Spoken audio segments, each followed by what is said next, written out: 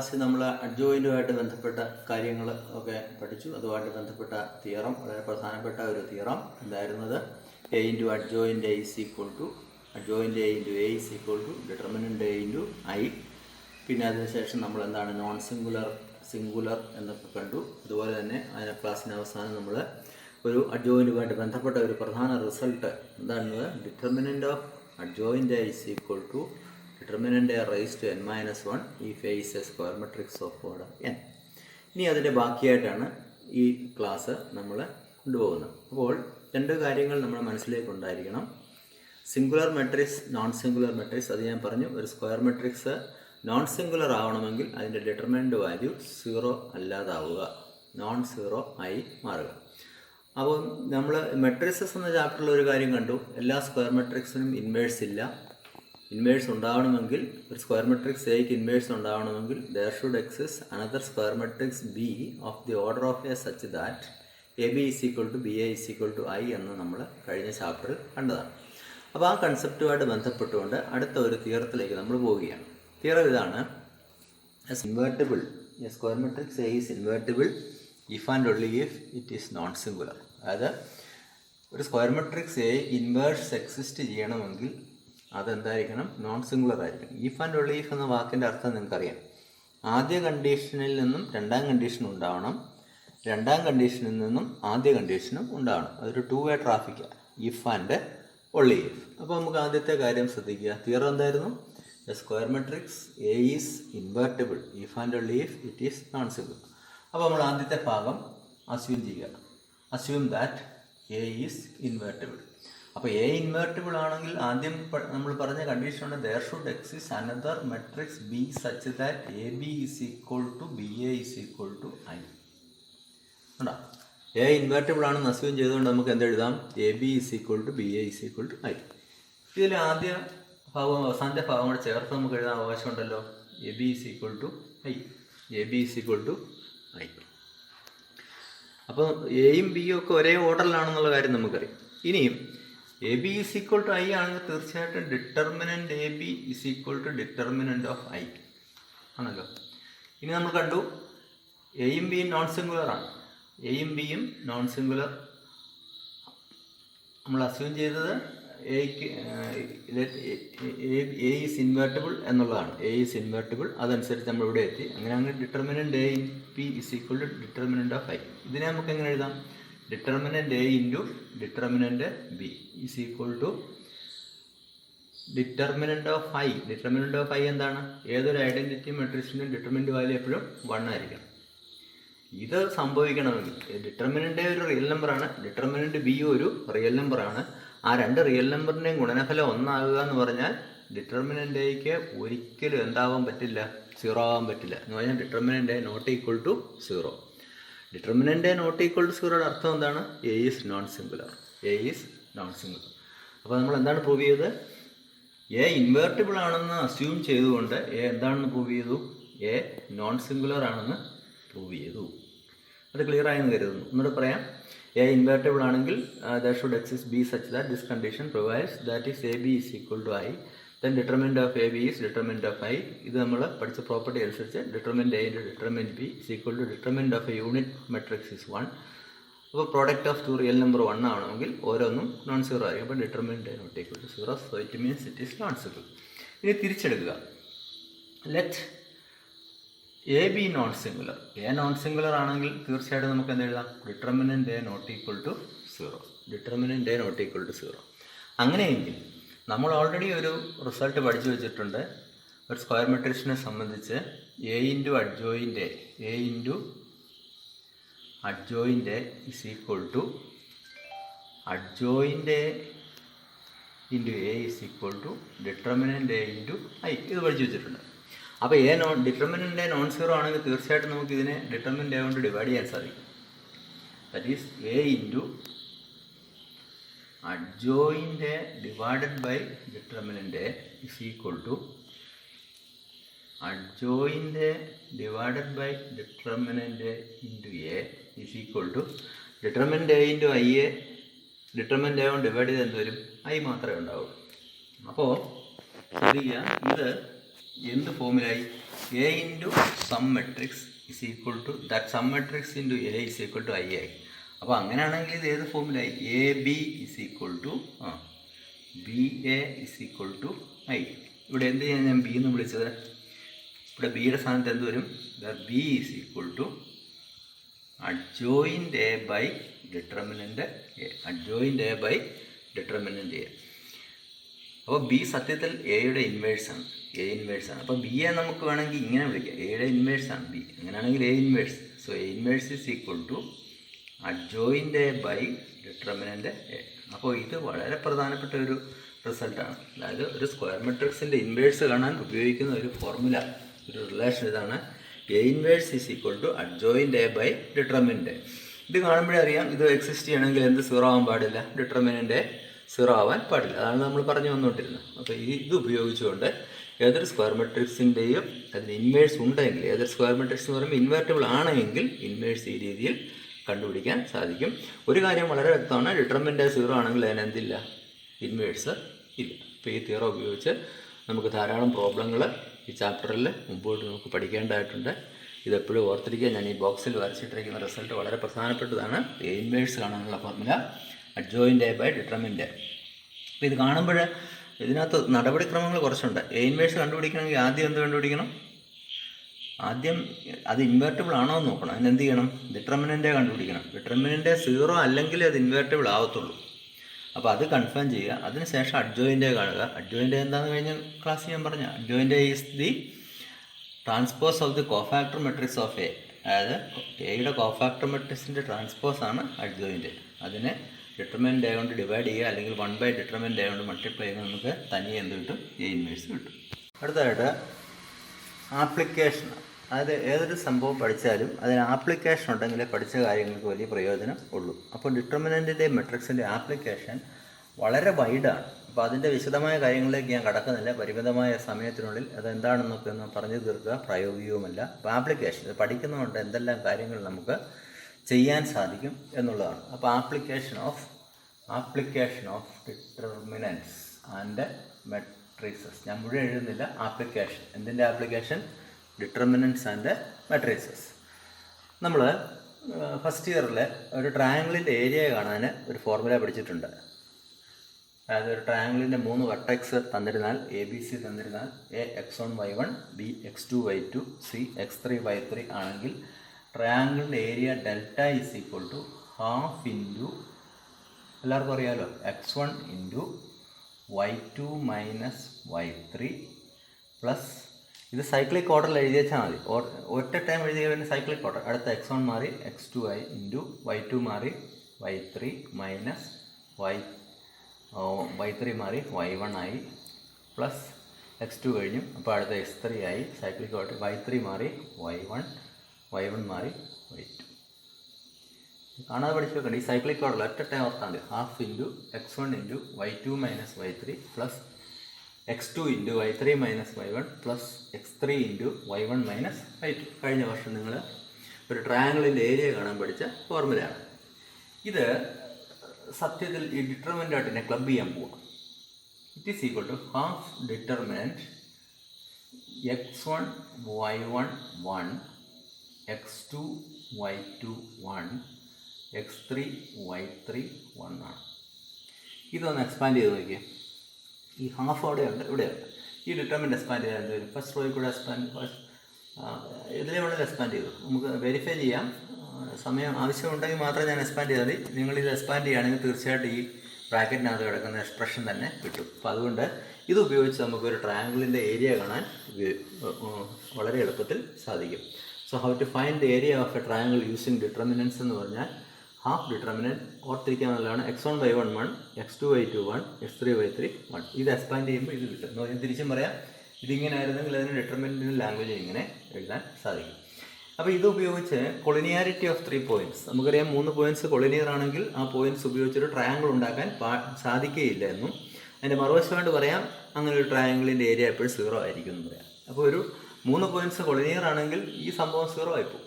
ഇത് 0 എന്ന് പറഞ്ഞാൽ കറസ്പോണ്ടിങ് ആയിട്ട് ഇവിടെ ഈ ഡിറ്റർമിനൻ്റ് വാല്യൂ 0 പോയിൻറ്റ്. അപ്പോൾ 3 points x1 y1, x2 y2, x3 y3 are said to be collinear if determinant of x1 y1 1, x2 y2 1, x3 y3 1 equal to 0.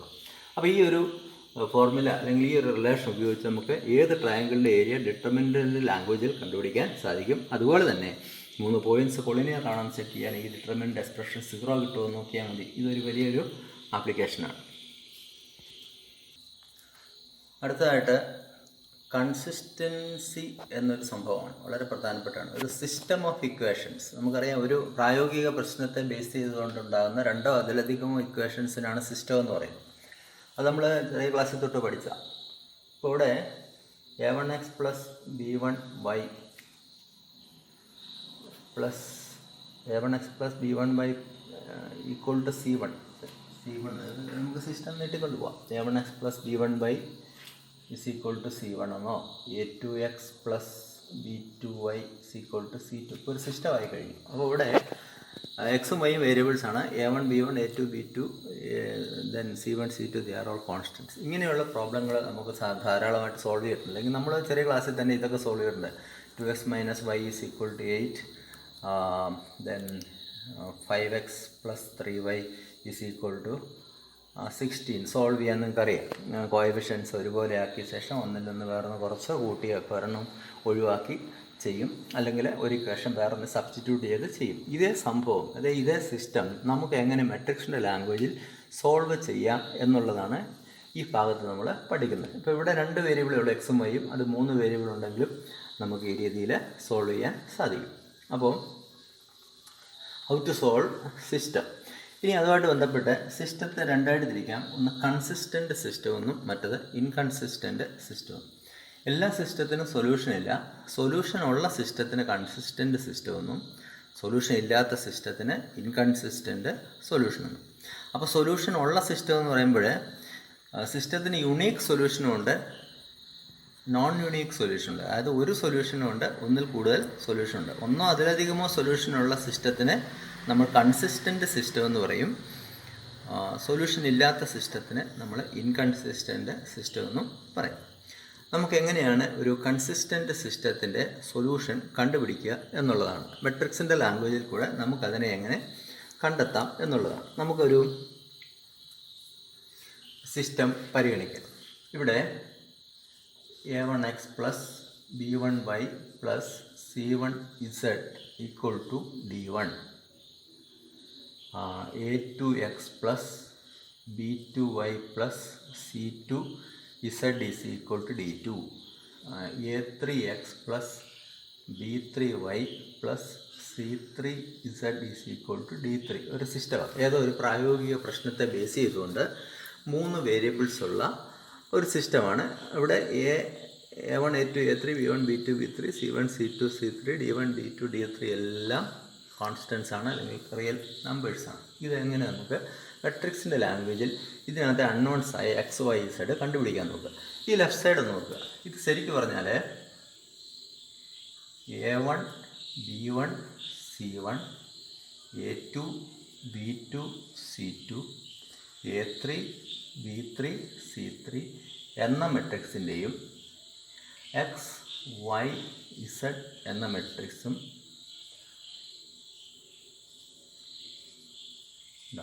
മെട്രിക്സിൻ്റെ ലാംഗ്വേജിലേക്ക് മാറ്റി. ഇത് ശരിയാണെന്ന് നോക്കുക. ഇതൊന്ന് ഗുണിച്ച് നോക്കി. a1 ഇൻറ്റു എക്സ് a1x അടുത്ത് plus b1 into Y b1y plus c1 into z c1z ഉണ്ടോ? എന്തിനു തുല്യം? ഇവിടുത്തെ ആദ്യ എലമെൻറ്റ് d1. അടുത്തതോ a2 into X a2x plus b2 into Y b2y plus c2 into z c2z എന്തിനു തുല്യം? d2. അങ്ങനെ അടുത്ത റോയും ഉണ്ടോ? അപ്പോൾ ഇത് മെട്രിക്സിൻ്റെ ഭാഷയിലേക്ക് നമ്മളിതിനെ മാറ്റിക്കഴിഞ്ഞു. ഈ സിസ്റ്റത്തെ മെട്രിക്സിൻ്റെ ഭാഷയിലേക്ക് മാറ്റി. അപ്പോൾ അങ്ങനെയാണെങ്കിൽ ഈ മെട്രിക്സ് ഞാനൊരു പേര് കൊടുക്കും, എ. ഇതിന് എക്സ് എന്ന് വിളിക്കും, കാരണം ഇത് മെട്രിക്സ് ഓഫ് വേരിയബിൾസ്. ഇത് മെട്രിക്സ് ഓഫ് കോൺസ്റ്റൻസ്. ഇത് matrix of right side constants. അതിനെ നമുക്ക് ബി എന്ന് വിളിക്കാം ഉണ്ടോ? അപ്പോൾ A X is equal to B. ഇനി നമ്മൾ ഈ മെട്രിക്സിൻ്റെ ലാംഗ്വേജിലേക്ക് എഴുതി കഴിഞ്ഞു. ഇനി നമ്മൾ ഇതിനെ സോൾവ് ചെയ്യാൻ പോവുകയാണ്.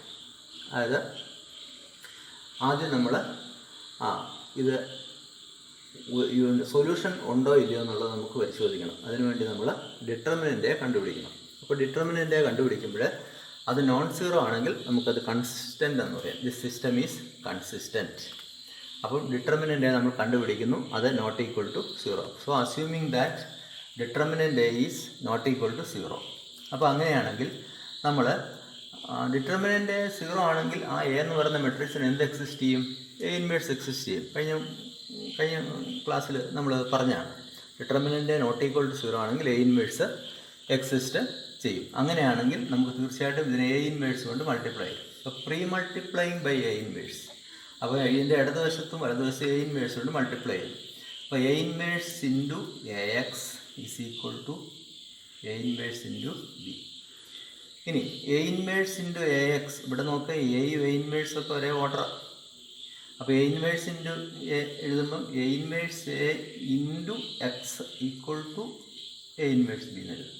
എ ഇൻവേഴ്സ് ഐ ആണ് നമ്മൾ നേരത്തെ പഠിച്ച I X is equal to A inverse B. I X എന്ന് പറഞ്ഞാൽ എക്സ് ആണ്, കാരണം ഐയുടെ ഓർഡർ എക്സിൻ്റെ ഓർഡർ സെയിം ആണ്. അപ്പോൾ I X is equal to X, X is equal to A inverse B. എന്താണ് what was X? X the matrix of variables. അപ്പോൾ ഇത് കണ്ടുപിടിച്ചാൽ എന്ത് കിട്ടിക്കഴിഞ്ഞു? എക്സ് വൈ സെഡിൻ്റെ വില കണ്ടുപിടിച്ച് കഴിഞ്ഞു. X is equal to A inverse B. അപ്പോൾ ഇവിടെ എ ഇൻവേഴ്സ് കണ്ടുപിടിക്കണം, അതിനെ റൈറ്റ് സൈഡ് കോൺസ്റ്റൻറ്റ് മൾട്ടിപ്ലൈ ചെയ്താൽ നമുക്ക് അൺനോണിൻ്റെ വില കണ്ടുപിടിക്കാൻ സാധിക്കും. ഇതിന് മെട്രിക്സ് ഇൻവേർഷൻ മെത്തേഡ് എന്ന് പറയും. ഒരു സിസ്റ്റം ഓഫ് ഇക്വേഷൻ സോൾവ് ചെയ്യാനുള്ള മെട്രിക്സ് ഇൻവേർഷൻ മെത്തേഡാണ്. ശ്രദ്ധിക്കുക, തന്നിരിക്കുന്ന സിസ്റ്റത്തെ A X equal to B ഫോമിൽ എഴുതുക. Determinant not equal to zero ആയിരിക്കണം. അപ്പോൾ ഞാൻ ഡിറ്റർമിനൻ്റ് കണ്ടുപിടിക്കണം. കണ്ടുപിടിക്കുക. അപ്പോൾ നോട്ട് ഈക്വൾ ടു സീറോ ആണെങ്കിൽ എ ഇൻവേഴ്സ് എക്സിസ്റ്റ് ചെയ്യും. എ ഇൻവേഴ്സ് എക്സിസ്റ്റ് ചെയ്യുന്നതുകൊണ്ട് നമുക്ക് ഇതിൻ്റെ right pre multiplying by A inverse. അപ്പോൾ അതിങ്ങനെ എഴുതാം. അത് മെട്രിക്സിൻ്റെ പ്രോപ്പർട്ടി അസോസിയേറ്റ് അപ്ലൈ ചെയ്യുമ്പോൾ ഇങ്ങനെ വരും. I X is equal to A inverse B, that means X is equal to A inverse B. ഇത് ഉപയോഗിച്ച് ധാരാളം പ്രോബ്ലങ്ങളും നമുക്കുണ്ട്. ഇപ്പോൾ നമ്മൾ കണ്ടത് determinant not equal to zero ആണെങ്കിൽ ഒരു സിസ്റ്റം എങ്ങനെ സോൾവ് ചെയ്യാം, അത് നമ്മൾ കണ്ടു. X is equal to A inverse. ഇനിയും ഡിറ്റർമിനൻ്റ് ഈക്വൾ ടു സീറോ ആണെങ്കിലും സൊല്യൂഷൻ ഉണ്ടാവാം.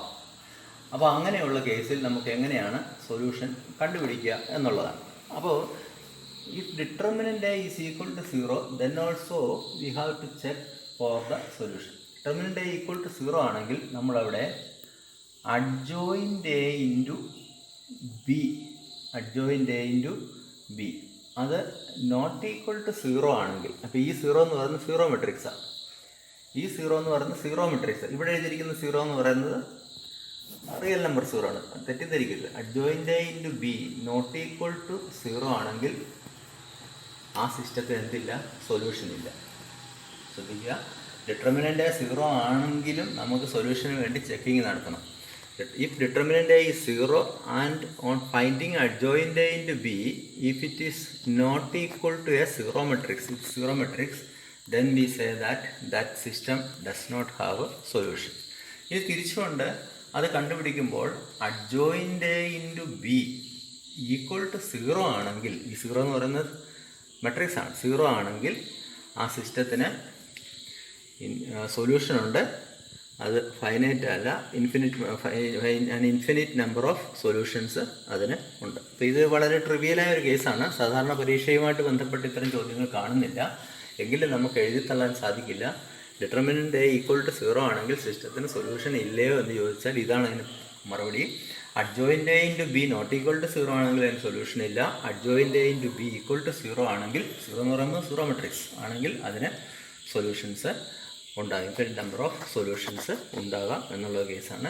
അതൊരു ട്രിവിയൽ കേസാണ്. സാധാരണ നമ്മുടെ പഠന കേസുകളിലെല്ലാം determinant not equal to zero കേസാണ് വരുന്നത്. അത് നമ്മൾ മുമ്പ് പറഞ്ഞ കേസ് 1 മെത്തേഡിൽ കൂടെ സോൾവ് ചെയ്യാം. ഇത് കേസ് 2 മെത്തേഡാണ്. അപ്പോൾ നമ്മൾ പറഞ്ഞു നിർത്തിയത് ഡിറ്റർമിനൻ്റ് ഈക്വൽ ടു സീറോ ആണെങ്കിലും സിസ്റ്റത്തിന് സൊല്യൂഷൻ ഉണ്ടാവാം. ഡിറ്റർമിനൻ്റ് ഈക്വൽ ടു സീറോ ആണെങ്കിൽ നമ്മളവിടെ അഡ്ജോയിൻ്റ് എ ഇൻറ്റു ബി കണ്ടുപിടിക്കും.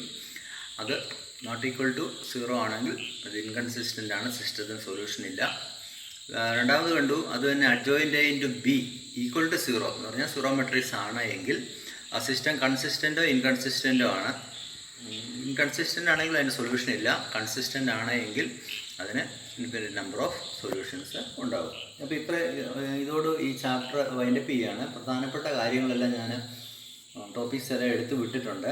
പക്ഷേ ഇതുമായിട്ട് ബന്ധപ്പെട്ട പ്രോബ്ലങ്ങൾ, ചെയിൻ ഓഫ് പ്രോബ്ലംസ്, വളരെയധികം പ്രോബ്ലംസ് നമുക്ക് ചെയ്യേണ്ടതായിട്ടുണ്ട്. കുറച്ച് പ്രോബ്ലംസ് ഞാൻ ഇതിൻ്റെ പുറകെ തരും. അത് ചെയ്ത് പഠിക്കണം. അങ്ങനെയെങ്കിൽ മാത്രമേ ഈ പറഞ്ഞ തിയറിറ്റിക്കൽ ആസ്പെക്റ്റൊക്കെ നിങ്ങളുടെ മനസ്സിലേക്ക് കടന്നു വരികയുള്ളൂ. അപ്പോൾ എനിക്ക് തോന്നുന്ന ഒരു 4-5 ക്ലാസ് കൊണ്ട് ഡിറ്റർമിനൻ്റ് എന്ന ടോപ്പിക്ക് കവർ ചെയ്തു. ക്ലാസ്സിലാണെങ്കിൽ നമുക്കറിയാം ഒത്തിരി പ്രോബ്ലങ്ങളൊക്കെ ചെയ്ത് നമ്മൾ മുമ്പോട്ട് പോവുകയുള്ളൂ. അത് പ്രായോഗികമല്ല. ഇവിടെ പ്രോബ്ലങ്ങളൊക്കെ ചെയ്ത് കാണിക്കുക എന്നൊക്കെ പറഞ്ഞാൽ പ്രായോഗികമല്ല. ഒരു പ്രോബ്ലം ചെയ്യാൻ തന്നെ എന്ത് സമയമെടുക്കും. അത് വീഡിയോയിലാക്കി പകർത്തി നിങ്ങൾക്ക് തരുമ്പോഴേ അതിൻ്റെ കാര്യങ്ങളൊക്കെ ഒത്തിരി ലെങ്തി ആകും, ടൈം കൺസ്യൂമിങ് ആണ്. അതുകൊണ്ടാണ് എൻ്റെ തിയററ്റിക്കൽ ആസ്പെക്റ്റ് മാത്രം പറഞ്ഞു വിട്ടത്. ഇതുമായിട്ട് ബന്ധപ്പെട്ട പ്രോബ്ലംസ് ഏതാനും സാമ്പിൾ പ്രോബ്ലം ഞാൻ ചെയ്ത് നിങ്ങൾക്ക് അയച്ചു തരും. അതിൻ്റെ ചൂട് പിടിച്ചുകൊണ്ട് പിന്നീട് തരുന്ന പ്രോബ്ലംസ് നിങ്ങൾ ചെയ്യണം. അപ്പോൾ ഇത്രയുമാണ് ഇതുമായിട്ട് ബന്ധപ്പെട്ട് പറയാനുള്ളത്.